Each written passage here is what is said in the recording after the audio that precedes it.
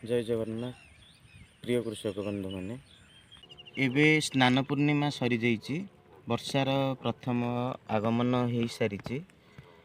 धनीचा बुणा होता गचरे एबे गछ देखु बहुत साइज पोक कणा किछि नहीं ये सब ऑर्गेनिक रे होची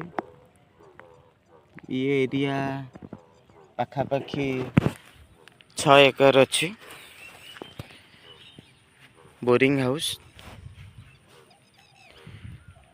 मुग पड़ीथिला मुगर गछ अच्छी ये सब धनीचा बुणा है यापर बिल कादुଅ तली पड़ीजिव